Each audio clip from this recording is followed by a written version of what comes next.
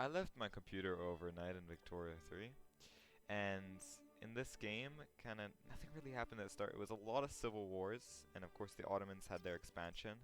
They did pretty much win, and the Americans expanded for a while. They got all the colonies finished with, and then uh, Egypt had another war, and the U.S. actually took more than expected. They took some actual Mexican lands, which, in my opinion, wasn't a very good idea because it's harder to develop them as the U.S. But I don't know, they might expand later or something. So you see, Vietnam was taken by the British, Thailand was taken by the British. So the British are really expanding in this game. Like, they are not stopping. And then Morocco is taken by the British.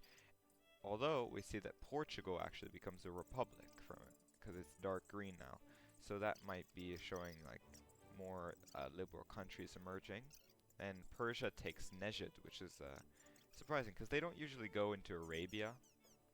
And then now France, you see, becomes the French Empire, and they go in. They get Oman and like a lot of North Africa. And we see China turning Korea into its vassal. And then the Confederates actually survived now. India had some civil wars. The Ottomans tried to survive for longer. There were a lot of wars, though. So, yeah, that was a big stab in the U.S., though, for being split up by the Confederates. Then you see Madagascar, it's taken by France. It's spreading a lot. Like, France seems to be more productive than the UK, but we'll just have to wait and see.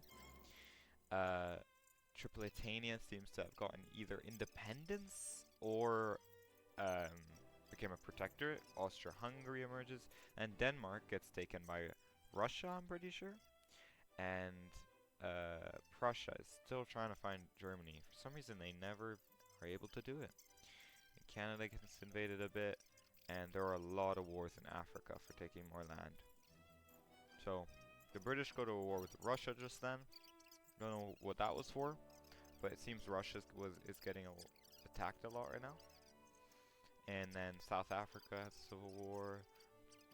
Nothing happening much right now. There's a war for the Ottomans, and then France starts expanding into the Ottomans, actually, which is super, super cool. You can see as they actually push, and New Africa actually becomes a country, which is super interesting. And you can see the British attacking Ottomans. Everybody's trying to grab a piece because the Ottomans lost everything.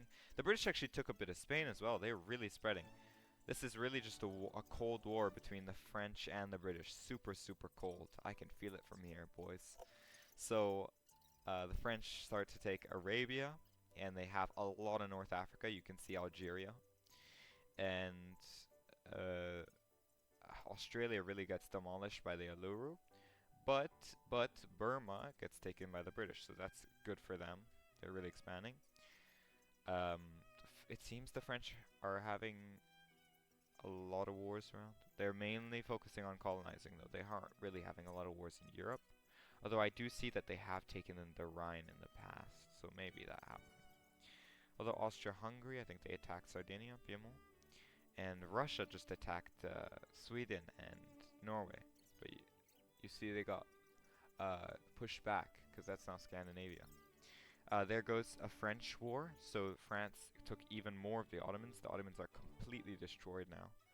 There are just a few states left. Overall, this was a pretty good game. But it sucks, like, when you try and observe the game, it just becomes white for all the colonized states. But there you see Algeria gets independence from France, or becomes a protectorate, which is really interesting, because you'd expect France to keep them down instead of allowing them to get more independence. France is going in even more. The Ottomans, of course, are having a... There, right there.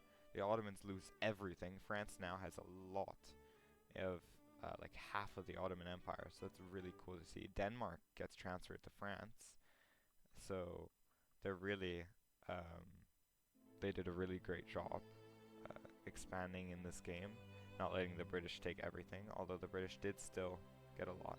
Japan did become an actual empire, and yeah. There were a lot of civil wars in the end game because it started to get the 1930s, and then my game decided to crash late into the 1930s, so 1937, because Victoria 3 does not want to run past then. So Russia has another civil war, there are a few more civil wars, and then the game ends right about now. And yeah, this game was pretty fun.